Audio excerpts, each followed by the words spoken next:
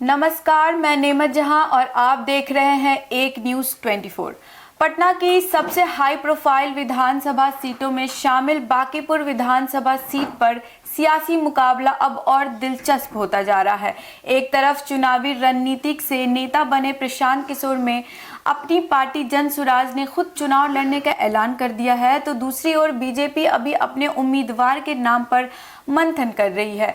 सवाल ये है कि क्या उपचुनाव में बीजेपी अपना गढ़ बचा पाएगी या फिर प्रशांत किशोर बड़ा सियासी उलटफेर करेंगे। आइए जानते हैं पूरी रिपोर्ट। पटना की बांकीपुर विधानसभा सीट इन दिनों बिहार की राजनीति का सबसे बड़ा केंद्र बनी हुई है। जनसुराज पार्टी ने राष्ट्रीय अध्यक्ष प्रशांत किशोर ने साफ कर दिया कि वह इसी सीट से चुनावी मैदान में उतरेंगे। पार्टी अध्यक्ष मनोज भारती ने उनके नाम की आधिकारिक घोषणा कर दी है। उम्मीदवारों की घोषणा के बाद प्रशांत किशोर ने कहा कि पिछले 4 सालों से जनसुराज ही उनकी जिंदगी है। पार्टी ने उन पर जो भरोसा जताया है उसे पूरा करने की भी पूरी कोशिश करेंगे। उनका कहना है कि अगर बांकीपुर से जीत मिलती है तो इससे जनसुराज का मनोबल काफी बढ़ जाएगा और पार्टी को आगे बढ़ने की नई ताकत मिलेगी। दरअसल राज्यसभा सांसद बनने के बाद पूर्व विधायक नितिन नवीन के सीट छोड़ने के बांकीपुर में उपचुनाव हो रहा है। पिछले कुछ समय से चर्चा थी कि प्रशांत किशोर यहां से चुनाव लड़ सकते हैं। खुद पीके ने भी कहा कि अगर उनके चुनाव लड़ने से बीजेपी जैसी मजबूत पार्टी को चुनौती मिलती है तो वह चुनाव लड़ने के लिए तैयार है। अब सवाल है कि बीजेपी किसे मैदान में उतारेगी। सबसे ज्यादा चर्चा डॉक्टर अजय आलोक के नाम की है। राष्ट्रीय मीडिया में बीजेपी का मजबूत चेहरा माने जाने वाले अजय आलोक को नितिन नवीन के उत्तराधिकारी के तौर पर देखा जा रहा है। उनकी राजनीतिक सफर उतार चढ़ाव भरा रहा है। वो पहले एलपीजी, फिर बसपा, उसके बाद जेडी और अब बीजेपी के हैं। फिलहाल वे बीजेपी के राष्ट्रीय मीडिया पैनल का हिस्सा है। दूसरा प्रमुख नाम रणवीर नंदन का है। धार्मिक न्याय बोर्ड के अध्यक्ष रणवीर नंदन भी लंबे समय से राजनीति में सक्रिय है।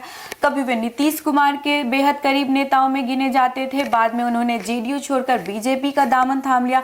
संगठन में उनकी अच्छी पकड़ मानी जाती है। इसके अलावा पूर्व विधायक अरुण सिन्हा के बेटे आशीष सिन्हा भी टिकट की दौड़ में बताए जा रहे हैं। ऐसे में बीजेपी के सामने सबसे बड़ी चुनौती सही उम्मीदवार चुनने की होगी, क्योंकि बांकीपुर सीट को पार्टी का मजबूत गढ़ माना जा रहा है। वहीं यह चुनाव प्रशांत किशोर के लिए भी बेहद अहम माना जा रहा है।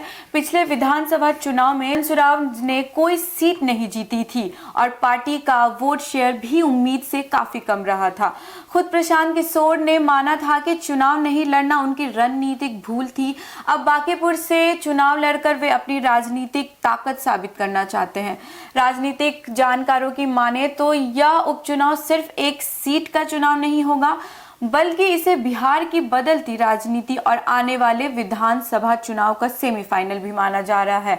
एक तरफ बीजेपी अपना प्रतिष्ठा बचाने की कोशिश करेगी तो दूसरी तरफ प्रशांत किशोर इस सीट को जीतकर यह संदेश देना चाहेगी कि जनसुराज अब सिर्फ आंदोलन नहीं बल्कि एक मजबूत राजनीतिक विकल्प भी बन चुका है। अब सबकी निगाह बीजेपी के उम्मीदवार की घोषणा पर टिकी है।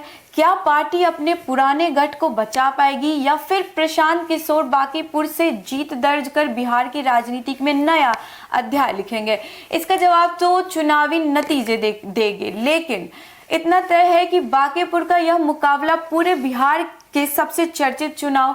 फिलहाल इस खबर में इतना ही। इसमें आपका क्या राय है, आप कमेंट करके हमें बताएं। तमाम ऐसी खबरों के लिए देखते रहिए एक न्यूज़ 24। धन्यवाद।